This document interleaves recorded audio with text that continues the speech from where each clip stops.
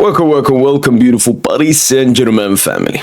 We're here after the 7-0. Yeah, 7-0. Wow, that's a lot of goals. 7-0 victory over Brest. Our biggest victory of the season. We've played some bums in the Coupe de France. We've played way worse teams like Brest. They're like a top 7 side this season. Slightly better as well. They just have been focusing on the UCL. Like, this was our biggest victory of the season, and he came in the UCL round of 32. Obviously, because we were already 3-0 up and then scored, 2-3 goals, Brest gave up. Nobody has to lie about that. But one thing I've seen under Paris Saint Germain, Luis Enrique, is that we get 3 goals and then we do the U shape. The reverse Marseille. Maybe a bit Stuttgart. I mean, we still create some chances, but the intensity went down and we tried more just to end the game. But what I saw in this game was every single player, including Luis Enrique, because he's the one telling the players tactics. When they play U-shape, it's because of him. And I fully agree. Like, there's many games we don't have to put in that full intensity in the second half. If we get 1-2 more goals, we're happy with it. But this game was to prove a point. This game was to prove to everyone how much. Like, if we really want to obliterate a team, if we really want to penetrate a team, we can do it. We can do it. Obviously, a 7-0. That's a big result. It was a historical night. It was a huge, humongous performance from every single PSG player. From the saves that Donnarumma made, to Hakimi bombing down that right flank, Nuno bombing down the left flank, Marquinhos Pacho. I mean, yeah, it's definitely our best centre-back partnership ever since Marquinhos Kimpembe. Because, first of all, it's a great synergy. They have great synergy. I think when we had Danilo Marquinhos, they were still good, but I don't know if they were as compatible. Nowhere close to Marquinhos Pacho. And we also had, old head Ramos and so on. He was good, especially in some big UCL games. But like Marquinhos Pacho this season, that just consistently as, a defensive duo. He knows what he has to do. He knows what he has to do. And Marquinhos, I was so impressed by his aggressivity. Like, won 6 out of 8 headed duels. Like, he was just jumping. He was killing it. And I definitely want to see more of this from Marquinhos. He definitely looked like a leader, which I haven't seen in a while. When we didn't get spanked, but when we had that garbage game versus Arsenal, Marquinhos he looked like a kid. When you do it. I wasn't that mad about Doué in the Arsenal game. I mean, first of all, you should have beat Dembele playing that game, but, Lucha had other ideas, and Dembele had other ideas. I'm not going to victimize Dembele. But when Doué, I don't know, looks down or, looks a bit clueless, it's okay. That was his first UCL start. He's not that experienced. It's not that big of a thing. But when Marquinhos, the most experienced, the leader of this team, the face of the team, not technically, but that has been here for the longest, knows all the players the best, knows the club. When he's doing that, I'm like, that's not the leader. He shouldn't have the captain armband. He shouldn't have the high wage he has. He shouldn't be here after, that while and so on. But he somewhat, not proved me wrong, but I saw what I needed to see before. And the thing with Marquinhos, I'm going to have a high expectation of him because I know Marquinhos. I know what he can do. And I know mostly it's a mental thing. Like, it's never been an ability thing. Sure, he's lost a little bit of his pace, but his passing has improved. So it's not really an ability thing. It's always been a mental thing with Marquinhos. But so far in these 2 knockout games against Brest, I've seen a complete leader. I've seen a leader in that defensive line because he makes Pacho better. He makes Donna better. That ditch line clearance, I think it was 0-0 at that point, maybe 1-0 to us. Huge, humongous by Marquinhos in that defense. Going into the midfield, the leader of that midfield, it's Vitinha, but Fabian Redondo Ruiz. Because I'm going to be honest, after that game, he looks more like the leader. This is, again, not a dig at Vitinha. It just, when Fabian has those kinds of games, I know he had those 3 shots, didn't go that well, and there was one counter-attack, the ball came underneath his feet and so on. I know he's a bit clumsy, but other stuff, madre mia. He's like an offensive version of a Busquets, a more mobile version. He's just gliding around the pitch, doing exactly what he wants. Like, he knows what he needs to do. Like, he has one of the highest football IQs in this team. Sometimes his body doesn't match his football IQ, where he wants to go, what he wants to do. But as a jogador, as a football player, Fabio Ruiz, keep it going. Because I criticized him the first part of the season. But ever since that Trophée du Champion, when he got that huge assist to Dembouz, he's been killing it. Or not killing it, but better. And a huge assist to start off the game. Vitinha,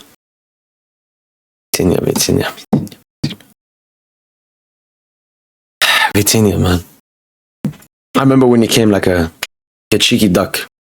And then, look at him now. Look at Vitinha now. Look at Vitinha, João Neves, Dembele just having a non-attention game. Like Mbappe, he always needs to be the star. He always needs to score goals. It's always Mbappe. I remember having to, when I look for PSG photos after we won a game, Mbappe's in every single picture. Why? Because he wants to be there.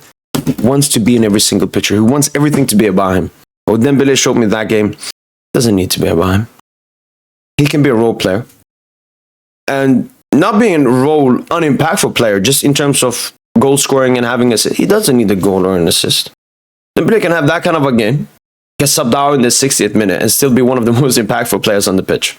And still have a great game. Bradley Barcola, huge. That goal. Scoring the first goal is always the hardest. Alongside maybe the second and the third. But obviously the first one is the hardest. And Bradley Barcola, keep on doing it. Because you've been, ever since you joined Paris Saint Germains, you've just been growing day by day. And I think every PSG fan has loved being part of this journey. And one thing, Barcola, keep being humble. For me, that's what differentiates between you and a lot of the new crop from this new generation. You're absolutely humble. I haven't seen a disgusting interview. I haven't seen disgusting predictions. I haven't seen this disgustingness.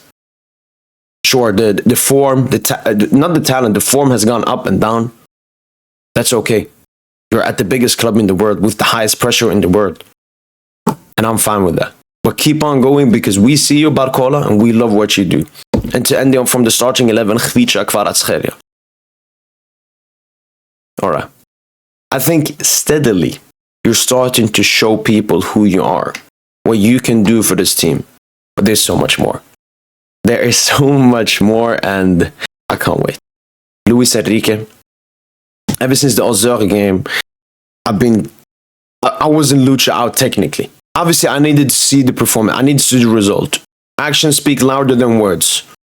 But no, that meeting with the players, that was the turnaround of the season. You was the reason. You were the one that decided to play the way we played in the beginning of the season.